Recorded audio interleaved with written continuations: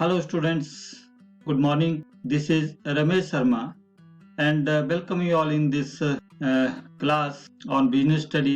बच्चे पिछले वीडियो में हमने लर्न किया था लेवल्स ऑफ मैनेजमेंट, जिसमें top level management, middle level management and lower level management या supervisory level of management. Today in this video we shall discuss functions of management, प्रबंध के कार्य. पहले भी आपसे पिछले वीडियोस में मैनेजमेंट और फंक्शंस के बारे में विस्तार से चर्चा हुई है. फंक्शंस ऑफ मैनेजमेंट हमारा बिजनेस स्टडीज क्लास 12 में जो पार्ट ए है उसमें हर चैप्टर जो है फंक्शन से रिलेटेड है. Now what is functions of management? प्रबंध वह है जो प्रबंध का कार्य करे. यदि प्रबंध को एक प्रक्रिया मान लिया जाए तो उस प्रक्रिया को पूरा करने के लिए अनेक कार्यों को पूरा करना पड़ता है. एंड जॉर्ज आर टेरी ने भी कहा है कि कार्य वे आधार हैं जिन पर प्रबंध एक प्रभावशाली संगठन का ढांचा तैयार करता है. तो जिस प्रकार प्रबंध की परिभाषा पर विभिन्न विद्वानों में मतभेद है, ठीक उसी प्रकार प्रबंध के कार्यों के विषय में भी विभिन्न विद्वानों में मतभेद है बच्चे. परंतु इस बात पर सभी एक मत हैं कि प्रबंध के जो कुछ कार्य हैं ऐसे हैं जो सर्वव्यापक हैं. चाहे एक प्रबंधक व्यवसाय, मंदिर, मस्जिद, गिरजाघर, स्कूल, कॉलेज, हॉस्टल, किसी का भी प्रबंध क्यों न करे, उसे कुछ आधारभूत कार्यों का निष्पादन आवश्यक रूप से करना होता है. और परंतु प्रबंध के जो कार्य हैं वो कैसे हैं? गतिशील हैं, डायनामिक हैं, जिनसे वातावरण व परिस्थिति के अनुसार हम संशोधन कर सकते हैं. और उसके अतिरिक्त प्रबंध के जो कार्य हैं वो अंतर संबंधित व अंतर्निहित हैं. यही कारण है कि प्रबंध की जो निरंतर ऐसी क्रिया है, जो निरंतर चलने वाली प्रक्रिया, हम उसको कह सकते हैं, माना जा सकता है. ओके, सो हमारे पास फंक्शंस ऑफ मैनेजमेंट थे बच्चे: planning, organizing, staffing, directing and controlling. ये हमारे पास 5 फंक्शंस ऑफ मैनेजमेंट हैं जो बड़े इंपॉर्टेंट हैं. अगले जितने भी चैप्टर्स हैं वो सारे इसी पर बेस्ड हैं, इन फंक्शंस पर बेस्ड हैं. उसमें फंक्शंस ऑफ मैनेजमेंट में मुख्यतः क्या है? Management is what management does. प्रबंध हुआ है जो प्रबंध करता है. It's a dynamic process consisting of several activities. Dynamic एक होता है स्टैटिक, एक होता है डायनामिक. तो डायनामिक जो गतिशील हो, स्टैटिक मैंने जो रुका हुआ है. तो जो हमारे पास जो कार्य हैं कैसे हैं? गतिशील हैं. द एक्टिविटीज और elements which a manager performs are called functions of management. वो गतिविधियां जो एक प्रबंधक करता है वो सारे क्या हैं? प्रबंध के कार्य हैं. एंड कौन से कार्य हैं वो? They are planning, organizing, staffing, directing and controlling. इससे आप देख सकते हैं. नाउ विल डिस्कस, अगले चैप्टर्स में हम करेंगे.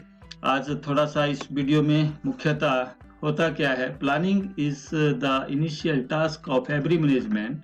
It helps in determining future course of action to be followed for achieving organisational goal. जो संस्था के जो उद्देश्य हैं उनको प्राप्त करने के लिए जो हम प्लानिंग करते हैं, योजना बनाते हैं इनिशियली, वो सारा जो है क्या है? एक इस प्लानिंग के अंतर्गत आता है. और जो फ्यूचर कोर्स ऑफ एक्शन है उसमें उसको करने में जो है जो योजना है वो हमें हेल्प करती है. And it is the act of deciding in advance what to do, when to do, who will do a particular job. It's a process which involves thinking before doing, यानी कि कुछ करने से पहले सोचना. व्हाट टू डू, क्या करना है, कब करना है, एंड कौन करेगा. ये सारी जो बातें हैं ये योजना के अंतर्गत आती हैं. तो प्रबंध के नियोजन में भविष्य के लिए अनुमान लगाना, लक्ष्य व नीतियां निर्धारित करना तथा कार्यक्रम, कार्यविधियां, अनुसूची व बजट बनाना शामिल है. तो नियोजन के अंतर्गत क्या कार्य कब, कहां तथा कैसे करना है, इस बात का निश्चय किया जाता है. यह एक ऐसी बौद्धिक प्रक्रिया है जिसका आशय करने से पहले सोचना है, करने से पहले सोचना है. इन्वॉल्व्स थिंकिंग बिफोर डूइंग जैसे कहा है। और प्रोफेसर जी.आर. टेरी ने भी कहा कि नियोजन भविष्य के गर्भ में देखने की विधि या कला है, या भविष्य की एक रचनात्मक समीक्षा है, ताकि निर्धारित लक्ष्यों की दृष्टि से वर्तमान प्रयासों को उसके अनुरूप बनाया जा सके। तो this is but about planning. And next is organizing, संगठन। प्लानिंग क्या होता है बच्चे? नियोजन। एंड ऑर्गेनाइजिंग, संगठन। ये दूसरा कार्य है प्रबंध का। It is a process of establishing relationship among the members of the enterprise.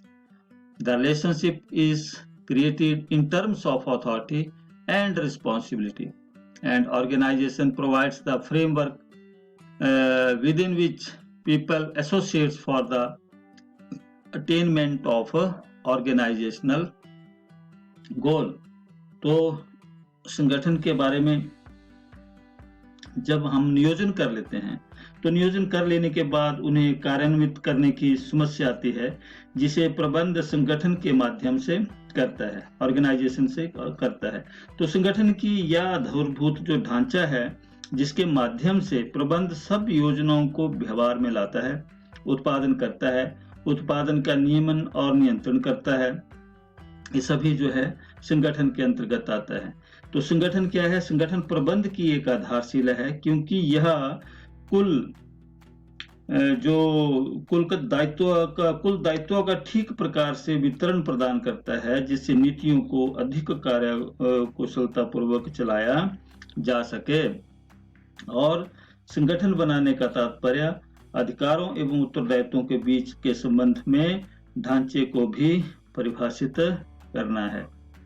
Okay, तो प्रबंध में जैसे हम उसका संगठन बनाने का कार्य करते हैं, तो उसमें समस्त क्रियाओं का हम क्या करते हैं, एक वर्गीकरण कर देते हैं। एंड क्रियाओं का जो ग्रुप करते हैं, एक्टिविटीज होती हैं, उनका निर्धारण हो जाने के बाद उन्हें विभिन्न विभागों में बांटा जाता है। एंड दायित्वों का निर्धारण किया जाता है। जो दायित्व हैं, अथॉरिटीज एंड रिस्पॉन्सिबिलिटीज हैं, उनका किसको कौन सा दायित्व दिया जाएगा, कौन किसके प्रति रिस्पॉन्सिबल होगा, ये सारा जो है इसके अंतर्गत आता है। Delegation of authority and staffing जो है, नियुक्तिकरण करना, विभिन्न पदों पर काम करने के लिए जो व्यक्तियों का जो चुनाव है और उनका जो प्रशिक्षण है, ट्रेनिंग है, वो संगठन का ही एक अंग माना जाता है। और इसको जो है एक अलग कार्य के रूप में माना जाता है, अतः इसका जो वर्णन है वो प्रबंध के कार्य के रूप में इसी हम आगे इसको डिस्कस करेंगे। And this is but about बच्चे। नेक्स्ट है स्टाफिंग, जो तीसरा कार्य है। पहला था प्लानिंग, दूसरा ऑर्गेनाइजिंग एंड तीसरा आया स्टाफिंग। तो बड़ी स्टाफिंग का मतलब होता है नियुक्तिकरण। Staffing functions comprises recruitment, selection, training, development and appraisal of employees in an organization. Its aim is to place the right person at the right job at the right time। यानी कि व्यवसाय की आवश्यकता अनुसार हम अधिकारियों एवं श्रमिकों की नियुक्ति करना, उनको आवश्यक प्रशिक्षण देना, उनकी सेवा की जो शर्तें हैं निर्धारित करना, एंड प्रबंध का एक महत्वपूर्ण कार्य है। एंड जो नियुक्तियां हैं वो प्रबंध का प्रमुख कार्य है। और प्रबंध के इस कार्य के अंतर्गत सही कार्य पर सही व्यक्ति, right man for the right job, और ठीक समय पर की नियुक्ति नितांत आवश्यक है। योग्य एवं अनुभवी जो कर्मचारी हैं वो संस्था की प्रगति पर 4 चांद लगा सकते हैं। कर्मचारियों को कार्य कुशलता में वृद्धि के लिए उनको प्रशिक्षण दिया जाता है। उनकी कार्य क्षमता बनाए रखने के लिए उन्हें समय समय पर आदेश एवं निर्देश, परामर्श एवं सुझाव दिए जाते हैं। समय समय पर उनके कार्य का मूल्यांकन, इवैल्यूएशन कर उन्हें प्रमोशन भी दी जाती है। एंड एक ही कार्य को लगातार करते रहने से उनके कार्य में जो क्या आ जाती है, एक मोनोटोनी आ जाती है, एक नीरसता आ जाती है। एंड उनका दूसरे विभागों को फिर उसमें ट्रांसफर कर दिया जाता है, ताकि उनका जो मन है वो लगा रहे, संस्था में बने रहें। तो कर्मचारियों को उनकी योग्यता कार्य दिए गए समय अधिक के आधार पर उचित वेतन प्राप्त हो जाए, इसके लिए उचित वेतन नीति फेयर सैलरी पॉलिसीज भी बनाई जाती है और एक निश्चित आयु के पश्चात उनकी कार्य क्षमता कम हो जाती है और इसके लिए सेवानिवृत्ति नीति बनाई जाती है। इस प्रकार हम कह सकते हैं कि जो नियुक्ति है, स्टाफिंग है, वो प्रबंध का बहुत ही महत्वपूर्ण क्या है, कार्य है, क्योंकि प्रत्येक संस्था की सफलता उसके यहाँ कार्य कर रहे कर्मचारियों पर निर्भर करती है। और किसी ने ठीक ही कहा है बच्चे कि क्या कहा है, कोई भी व्यवसाय अपने कर्मचारियों से जो इसका संचालन करते हैं से अच्छा नहीं हो सकता, यानी कि no business is better than the people who operates it.